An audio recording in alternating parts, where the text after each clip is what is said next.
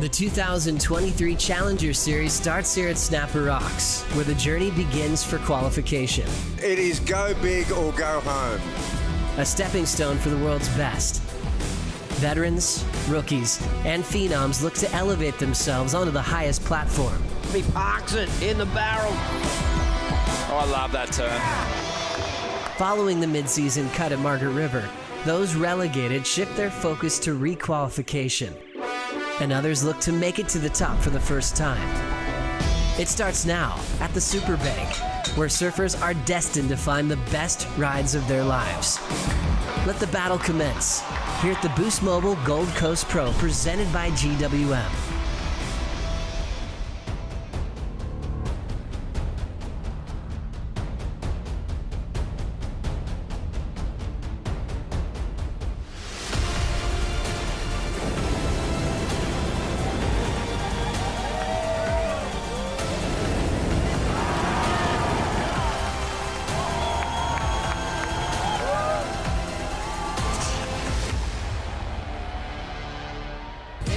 Dawn Patrol for the Boost Mobile Gold Coast Pro, presented by GWM. The preparation, the anticipation, the road to qualification starts right here at Snapper Rocks with stop number 1 on the Challenger Series. It's a beautiful morning on the Gold Coast of Australia. And welcome to the Harvey Norman host set. I'm Kaipo, along with the wonderful Felicity Parmentier and the boss man here on the Gold Coast, 78 world champ, Rabbit Bartholomew. Bugs, so happy to be here, and what a great setting to kick off this Challenger Series. Yeah, it's really going to be amazing. Welcome to Snapper Rocks, everyone. It's a friendly surf town, but it is going to be fierce knockout competition. Knockout competition it will be. We have our CT surfers relegated back to the Challenger Series, and we have some new faces coming up through the ranks through the qualification series in our 7 regions, Felicity. It is a stacked field, 80 men, 48 women, all competing here at Snapper. Yeah, it's going to be really exciting. Margaret River, where we've just come from, it's such a different wave to here. It's going to be exciting to see those surfers that were relegated to the Challenger Series and the new ones coming up. Yeah, well, let's take a look at the playing field here, because it's an epic playing field. We're going to zoom down from high up above with our virtual eye, Bugs. Talk about your hometown. Well, you know, Snapper Rocks, there it is from the air. It's the gateway to the Gold Coast, the gateway to Queensland. There's the Superbank. It's linked up through Snapper Rocks, Rainbow Bay, Greenmount into Coolangatta. And it all connects, but it all starts here at the head of the Superbank, Snapper Rocks. Yeah, series of right-hand sand bottom points, Flick. It is just incredible here. Yeah, as you can see, I mean, that we've got the pumping station there, and it really is a bit of a man-made wave. Rabbit, you were telling me that it was a wave before, but with all this sand flow now, it's become exceptional, and it really is a world-class wave. Yeah, well, it's been enhanced by, you know, just regular sand flows, but it has always, you know, I mean, this has been groomed for millions and millions of years, but the sand, it comes pretty regularly now. Yeah. Well, are we going to get into play today at this epic location? For that answer, I'm going to throw it down to our beach reporter, Stace Galbraith. What do you got, Stace? Morning, Kipes. I've got Will Hayden-Smith here, Tours and Competition. Will, a beautiful morning. What's the call, mate?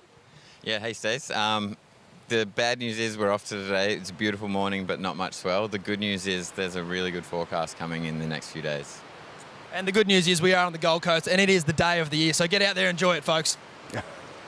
It is a beautiful day. We've been greeted by wonderful weather here as we take a look at our Gold Coast flight cam, and you can just see a pristine morning here, Flick. Yeah, it's absolutely beautiful. I mean, look at that, how clear that water is, and you can see that the sand's good. I mean, the waves are so tiny, but there's some beautiful little waves rolling in, and you know, we are off, so I might pull out the longboard today. Oh, yeah. It's a beautiful day again for the water bugs. Our partners over at Surfline are anticipating a swell as we look to next week.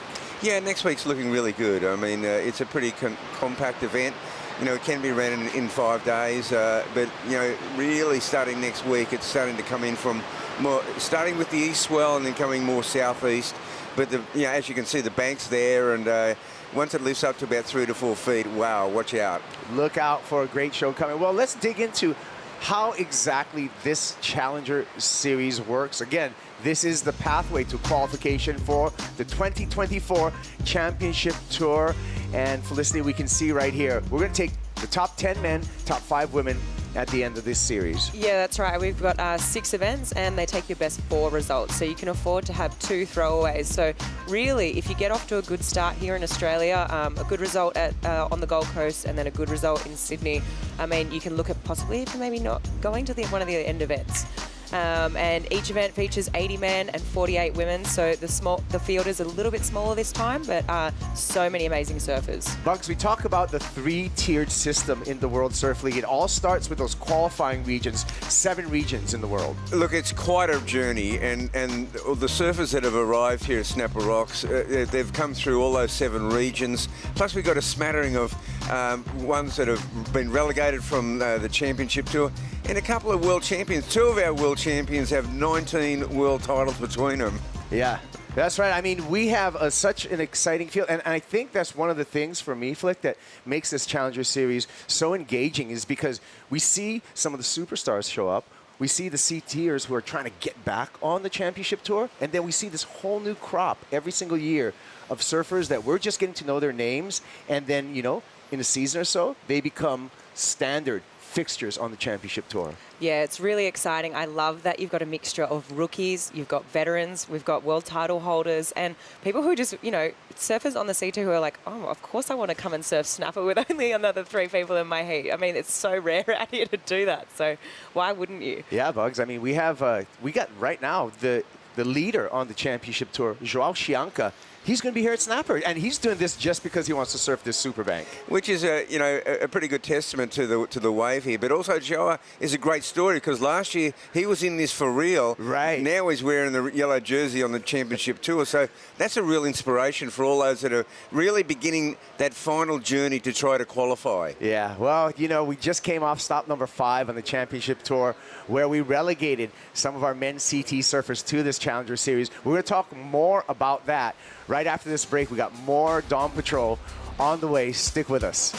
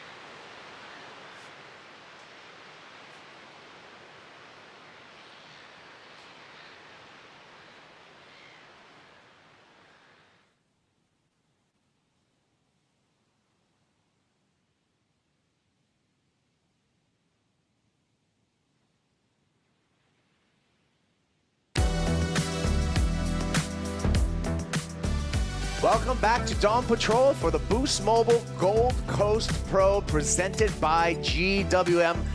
Stop number 1 on the Challenger Series. I'm Kaipo on the Harvey Norman host set along with Felicity Palmentier and 78 world champ Robert Bartholomew. When we went to break, Bugs, we were talking about coming off of stop number 5 on the championship tour. We lost some championship tour surfers. We had a number of surfers who have been relegated to this Challenger Series. Yeah, and I mean, they've arrived here with a real sting in the tail. I mean, first of all, they're very battle-hardened about, from coming off those 5 really furious CT events. Now they've arrived in the friendly waters of Snapper Rocks, and they're going to be met by a pack.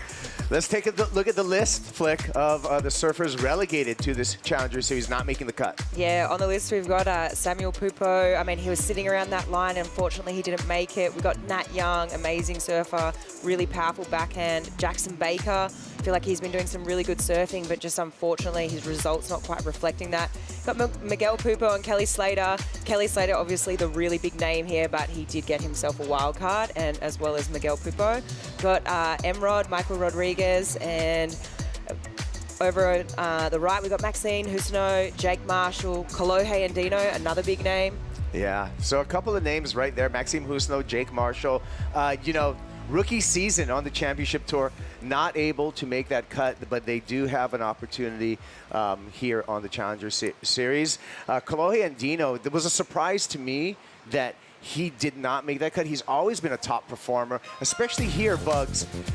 On the Gold Coast, Kolohe and Dino, he's been runner-up twice here, 2016 and 2019. Yeah, I mean, at the top tier, and Kolohe, his surfing is built for Snapper Rocks. It comes from lowers down there and at trestles, and look at the way he surfs his wave. He's right at home, and looking for a big result from Kolohe for sure. Yeah, Kolohe and Dino, husband, family man, got the whole family in tow over here on the beautiful Gold Coast. I'm expecting big things from this surfer here at Snapper Flick. Yeah, I feel like he hasn't really been on a roll for a while, and he sort of needs to find that momentum again. I feel obviously he's had two final series out here, and maybe this is the place that he finds that momentum again, and look out if he does, because I feel like he's almost going to be unstoppable out here. Yeah, I mean, I feel for Kolohe, we can see these moments in the past and that success that he can draw from. I feel he just had a weird season, a weird rhythm on the championship tour, because he's surfing better than ever, Kolohe and Dino. Another surfer to talk about that's been surfing really, really well on the championship tour. I'm sorry, Bugs, but had some weird heats as far as interferences and weird headspace. We're talking about Ezekiel Lau. Yeah, I know, that was a strange trip through both, Hawaii even. But the one thing about Zeke is that on this Challenger Series, he not only has done well, but he's won. He knows how to win these things, and they've been the foundations for him requalifying. Yeah, he's made it through here on Challenger Series and qualifying series a couple of times, Flick, and a lot of that is just his consistency when he gets back into this Challenger Series and how he's able to put up big results. Taking a win in Ericeira in 2021, 2022 he took a win at the US Open there in Huntington Beach. Yeah, I guess when I think Zeke, I mean, look at this surfing here. I think powerful, I think strong, and I really think that he deserves to have a spot on tour. I think, later on in the week, we're going to see the waves get a bit bigger, and look out, because if the waves have push, I mean, Zeke is definitely your man. Yeah, we open up with 4-man heats here on the Challenger Series, Bugs, and the one thing I can say about Ezekiel Lau is he knows how to adapt to those 4-man heats. He knows how to surf in that, a lot of CTers coming in here haven't surfed especially if you're a veteran championship tour surfer, you haven't surfed a lot of 4-man heats. Ezekiel Lau is not one of those surfers. He's surfed a lot of those, and so I think his heat IQ in those 4-man heats will be outstanding. Yeah, he's had a really seamless adjustment, but the one thing about Zeke is that you can see him coming from deep in the draw. Yeah. Talk about an unstoppable force. Once he gets the momentum going, he knows how to close out a final. Yeah, he's a passionate surfer. Well, that's the men. Same thing happened stop number 5 at Margaret River for the women. We saw some of our championship tour surfers relegated to the Challenger Series. We're going to talk about that scenario when we continue with Dawn Patrol here at the Boost Mobile Gold Coast Pro, presented by GWM. We'll be right back.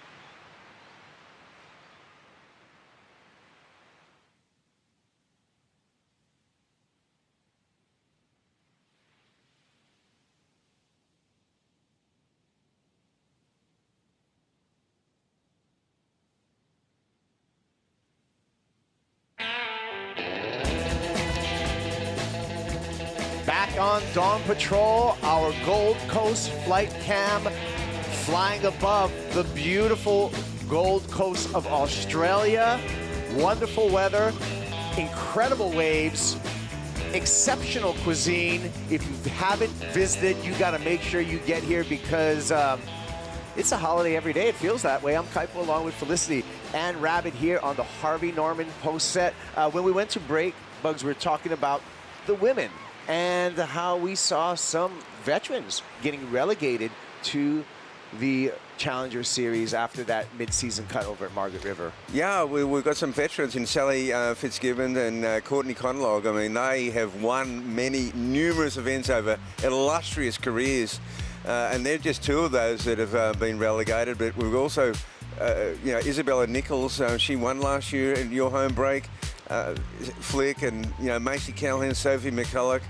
Of course, Brissa and Joanne have got wildcards, right? Yeah, I mean, it's just crazy. Some of these women here we're so used to seeing in that top 5, top 10 conversation, and to see women like Sally and Courtney who are veterans fall off tour, it's disappointing for them, but it's also exciting for us because we get to see them here today, at Snapper. Yeah, we're going to see those surfers. One surfer I want to talk a little bit about is Macy Callahan. She, fell off last year, was relegated to the Challenger Series after the mid-season cut. She's in the same situation this year, Felicity. But in 2022, Macy, she was able to fight back. She made 3 back-to-back finals on the Challenger Series and easily requalified for the championship tour.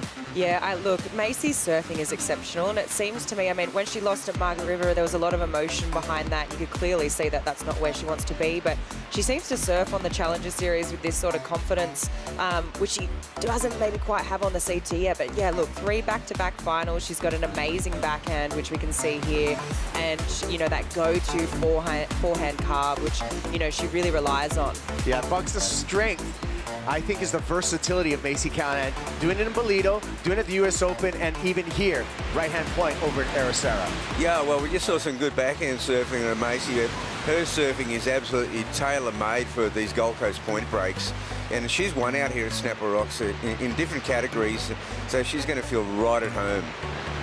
Yeah, this is going to be one of the surfers that, will have in a way, a home court advantage, Bugs, because she spends a lot of time surfing here. Yeah, no, she does. I mean, this is her home. I mean, she's relocated here years ago, and gosh, you see her out at Surfing Snapper, and there's a very high level of surfing out here, and Macy's a standout. Yeah, Macy's a standout. One of the young upcoming surfers. We got another young upcoming surfer, I feel, and maybe a glimpse into the future of women's professional surfing in the way of Sophie McCulloch Flick. Yeah, look, Sophie, she had a crazy task ahead of her at the end of the year on the Challenger Series. She came into Haleiwa, she needed to win, and she did. She surfed so amazing, and, that's a hard task ahead of you. So to get in the right mindset, to get a result like that, that is big. And then unfortunately, she came on tour and she sustained an ankle injury before the tour even started. But one thing I looked at on her results on the championship tour is, every time she lost, when she came back from Portugal, she got a 5th in Portugal. She lost to Katie, who went on to win it.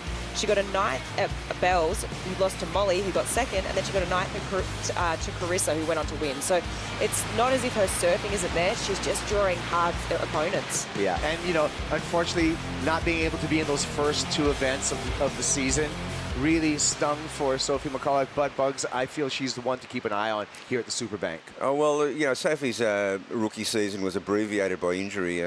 I think it's just a minor roadblock. I mean, she's got youth on her side, but also she's just got this aggressive approach. She attacks the lip. For her to do that at Haleiwa was amazing. And, she's, again, I've seen her out at Snapper. She's cooking. Yeah. Yeah, that is some of the stuff we have to look forward to. Well, we're going to take a break, but when we come back, we're going to talk about some of the sneaky sleeper picks that we have in this first Challenger. We'll be right back with more Dawn Patrol right after this.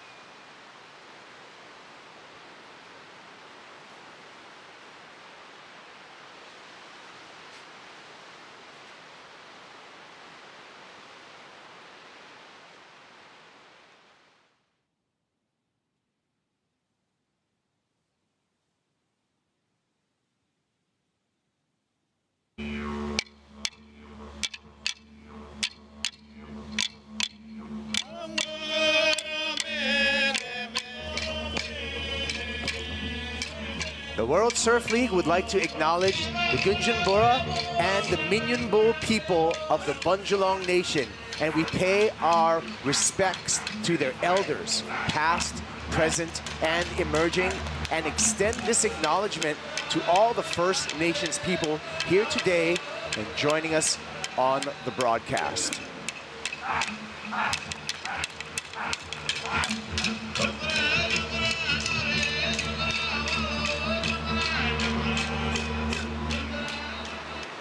Well, that was a great opening ceremony. Of course, you know, everywhere we go, we celebrate and acknowledge indigenous cultures, and that is a great step forward for the World Surf League. I really enjoyed that, Flick, and that was a meaningful opening ceremony that we had. Welcome to country. Yeah, beautiful to watch, and I saw, you know, a lot of the surfers went for that early morning surf, and then they came in and they were all a part of it, and it's really beautiful to see them paying respect.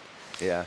A couple of really good young surfers amongst those dancers too. Really good surfers. Yeah, cultural participants and talented surfers at the same time. Well, we got a lot of talent here boiling over, and this is just the first stop of the Challenger Series. Let's take a look at the schedule.